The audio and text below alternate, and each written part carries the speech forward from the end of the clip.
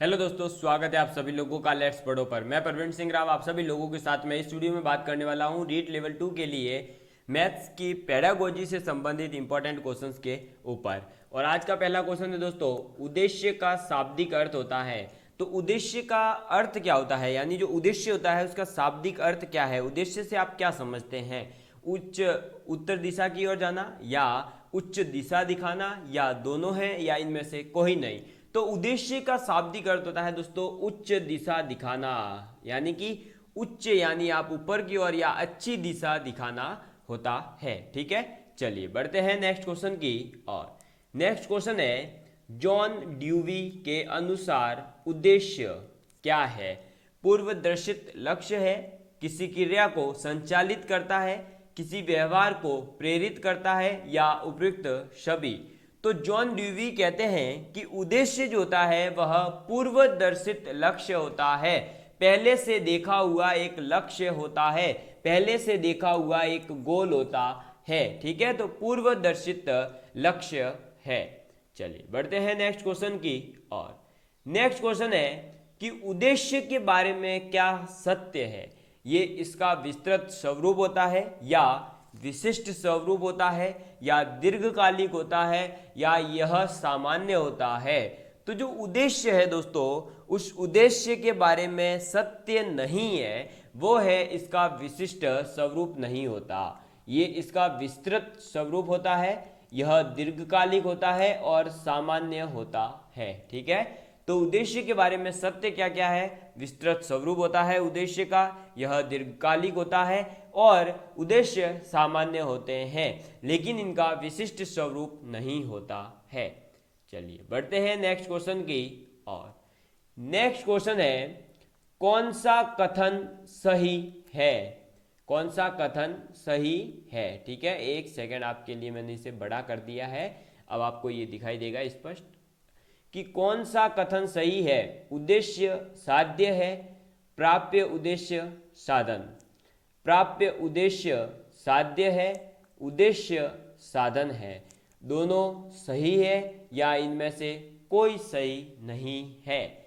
तो जो दोस्तों है उद्देश्य, वह क्या होता है? आपका साध्य होता है, और जो प्राप्य उद्देश्य होता है उसे कहा जाता है साधन। ठीक है, तो आपका सही आंसर हो जाएगा पहला, कि उद्देश्य तो है साध्य, जबकि आपके प्राप्य उद्देश्य है साधन। ठीक है, चलिए बढ़ते हैं नेक्स्ट क्वेश्चन की। और नेक्स्ट क्वेश्चन है, प्राप्य उद्देश्य समझाने की दृष्टि से ब्लूम ने वर्गीकरण किया है। तो ब्लूम ने कौन सा वर्गीकरण किया? ज्ञानात्मक पक्ष का, या भावात्मक पक्ष का, या क्रियात्मक पक्ष का? प्राप्य उद्देश्य जो है उसे समझाने के लिए ब्लूम ने जो वर्गीकरण किया वो ज्ञानात्मक पक्ष, भावात्मक पक्ष, या क्रियात्मक पक्ष, या उपयुक्त सभी। तो ब्लूम के वर्गीकरण में प्राप्य उद्देश्य को समझाने की दृष्टि से उन्होंने वर्गीकरण तीन भागों में करा, ज्ञानात्मक पक्ष, भावात्मक पक्ष और क्रियात्मक पक्ष। तो आपका सही आंसर हो जाएगा उपयुक्त सभी। ठीक है, चलिए बढ़ते हैं नेक्स्ट क्वेश्चन की। और नेक्स्ट क्वेश्चन है, शिक्षण उद्देश्यों का क्रमिक वर्गीकरण किया गया है। तो जो शिक्षण उद्देश्य है उनका क्रमिक वर्गीकरण किसके द्वारा किया गया? हैमिल्टन के द्वारा, या ब्लूम के द्वारा, या हब्स के द्वारा, या डिवीजन के द्वारा? तो शिक्षण उद्देश्यों का जो क्रमिक वर्गीकरण किया गया है वह किया गया है दोस्तों आप लोगों के ब्लूम के द्वारा। किसके द्वारा किया गया है दोस्तों? ब्लूम नामक जो गणितज्ञ थे उन्होंने शिक्षण उद्देश्यों का क्रमिक वर्गीकरण किया है। ठीक है, चलिए बढ़ते हैं नेक्स्ट क्वेश्चन की। और नेक्स्ट क्वेश्चन है कि शिक्षण उद्देश्यों के निर्धारण में आवश्यक मानदंड है। शिक्षण उद्देश्यों के निर्धारण में कौन सा मानदंड आवश्यक है? छात्र की आवश्यकता होती है, या समाज की आवश्यकता होती है, या विषय वस्तु की प्रकृति की आवश्यकता होती है, या उपयुक्त सभी की? तो बिल्कुल सही बात है, शिक्षण उद्देश्य जो निर्धारित किए जाते हैं उसके लिए छात्र की आवश्यकता भी होती है, और समाज की आवश्यकता होती है, विषय की वस्तु की जो विषय वस्तु है उसकी प्रकृति यानी उसका नेचर ऑफ सब्जेक्ट क्या है वह भी पता होना चाहिए। तो आपका सही आंसर हो जाएगा फोर्थ, उपयुक्त सभी। ठीक है, चलिए बढ़ते हैं नेक्स्ट क्वेश्चन की और। नेक्स्ट क्वेश्चन है, शिक्षण के सामान्य उद्देश्य होते हैं। तो शिक्षण के सामान्य उद्देश्य कैसे होते हैं भाई? दूरगामी होते हैं या दूरगामी नहीं होते? पाठ योजना में प्राप्त किए जा सकते हैं या मानव व्यवहार में ये नहीं झलकते हैं? तो शिक्षण के जो सामान्य उद्देश्य होते हैं वे दूरगामी होते हैं। कैसे होते हैं दोस्तों? दूरगामी होते हैं। ठीक है, चलिए बढ़ते हैं नेक्स्ट क्वेश्चन की और। नेक्स्ट क्वेश्चन है, उद्देश्य प्राप्ति की जो छोटी छोटी क्रियाएं होती है उन्हें हम क्या कहते हैं? उद्देश्य या प्राप्य उद्देश्य या व्यवहारगत प्रतिफल या उपयुक्त सभी। तो उद्देश्य की प्राप्ति के लिए जो आप ये छोटी छोटी, जैसे देखिए आपको थर्ड ग्रेड टीचर बनना है या आपको सेकंड ग्रेड टीचर बनना है, आपको फर्स्ट ग्रेड टीचर बनना है और आपने टारगेट रखा, सपोज करिए कि मुझे भाई आरएएस बनना था। क्या बनना है? आरएएस बनना है। लेकिन अभी आपके वैकेंसी आई है थर्ड ग्रेड टीचर की। किसकी वैकेंसी आई है दोस्तों?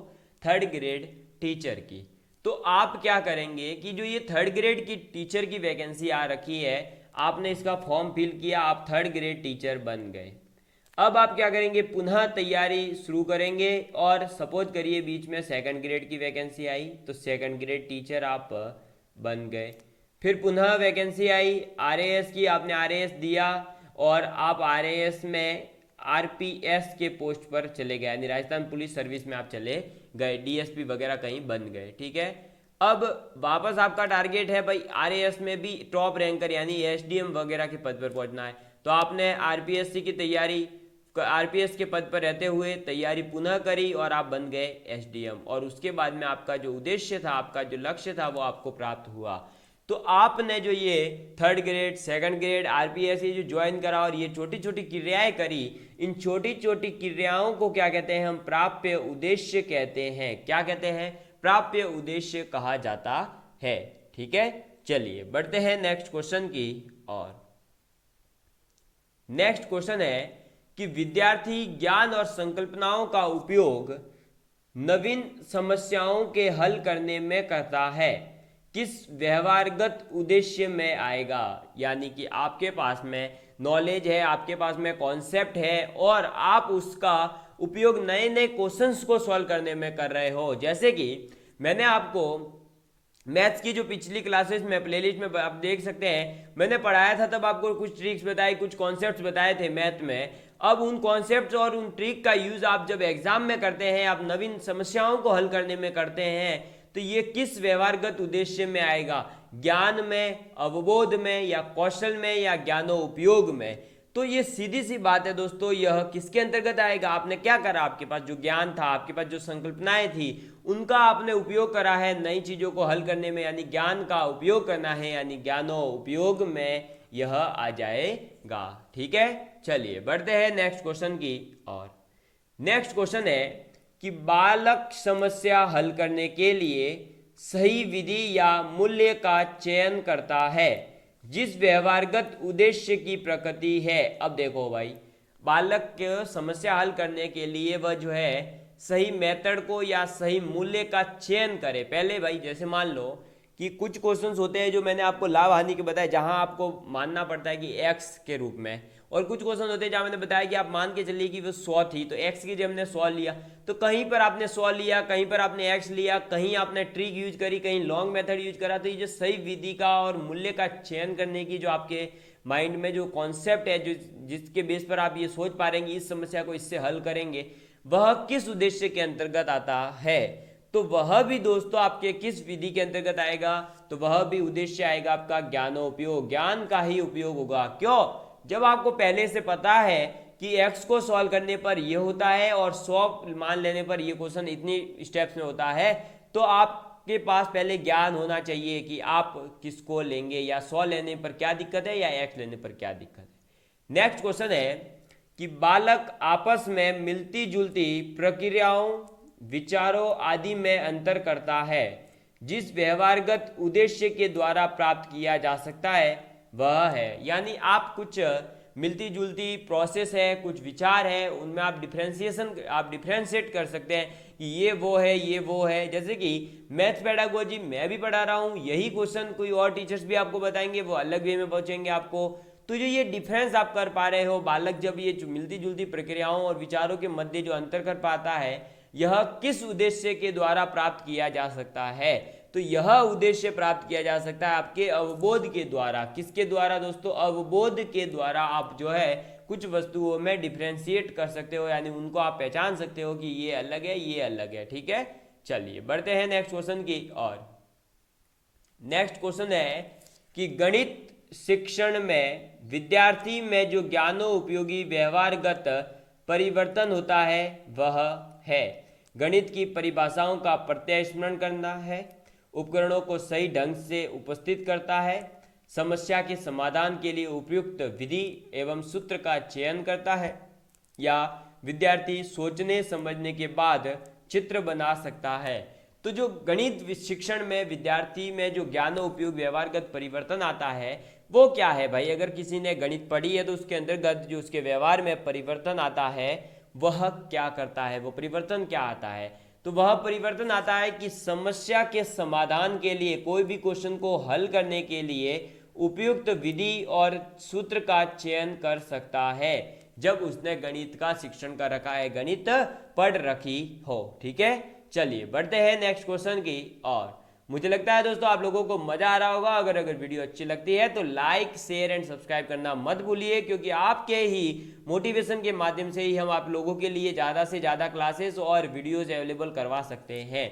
नेक्स्ट क्वेश्चन है कि विद्यार्थी को किसी गणितीय चित्राकृति को दिखाने से निम्न में से किस उद्देश्य की प्राप्ति हो सकती है? यानी आपको, अगर मैं कुछ मैथ्स के जो स्टूडेंट हैं उन्हें अगर मैं चित्र आकृति, गणितीय जो चित्र है, जैसे कि आपको बताऊं मैं, ये देखिए त्रिभुज है, ये वृत्त है, ये आपका आयत है, ये आपका वर्ग है, ये आपका समांतर चतुर्भुज है, ये आप लोगों का समलम चतुर्भुज बनाए तो देखिए ये आपका समलम चतुर्भुज है।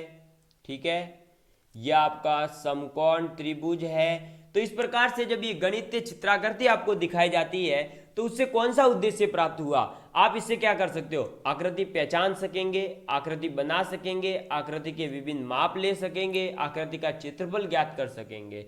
तो जब आप लोगों को गणितीय चित्राकृति दिखाई गई तो उससे उद्देश्य प्राप्त होगा कि मैं आपको जब दिखाऊंगा, जैसे मैंने बोला कि ये एक त्रिभुज है, ये एक वृत्त है, ये आयत है, ये वर्ग है, ये समांतर चतुर्भुज है, ये समलम चतुर्भुज है, ये समकोण त्रिभुज है।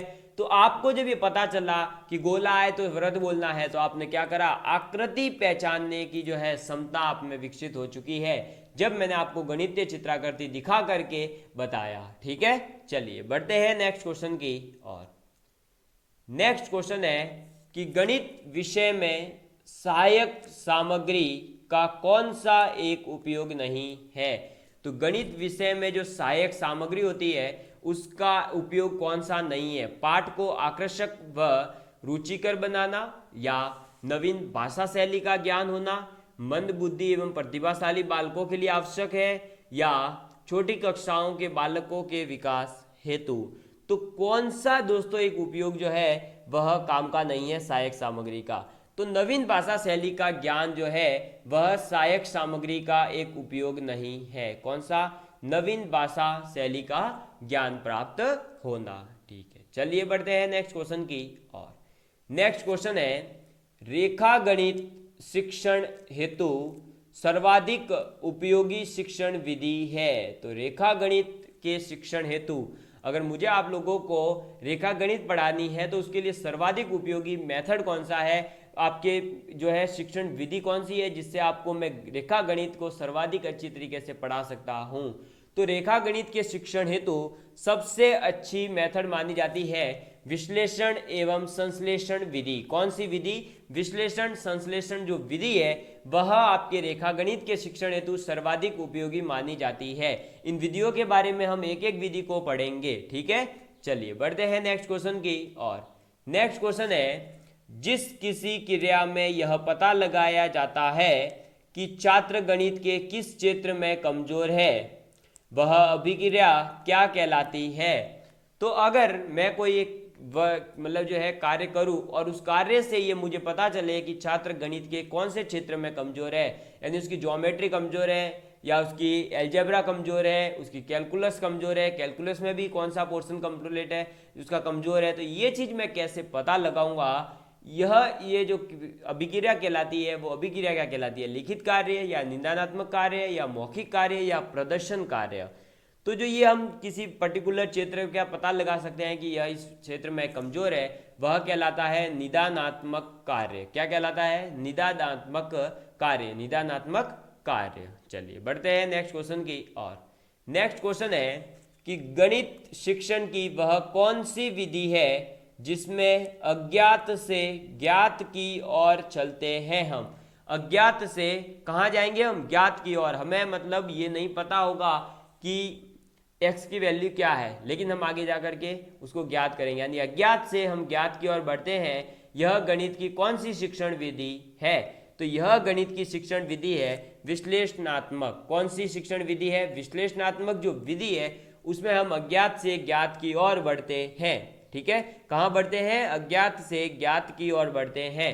और इसी प्रकार से मैथ्स की पेडागोजी से संबंधित और इंपॉर्टेंट क्वेश्चंस मैं आप लोगों के लिए लेकर के आऊँगा। अगर आप लोगों को वीडियो अच्छा लगा हो तो लाइक, शेयर एंड सब्सक्राइब करना बिल्कुल मत भूलिएगा। थैंक यू दोस्तों।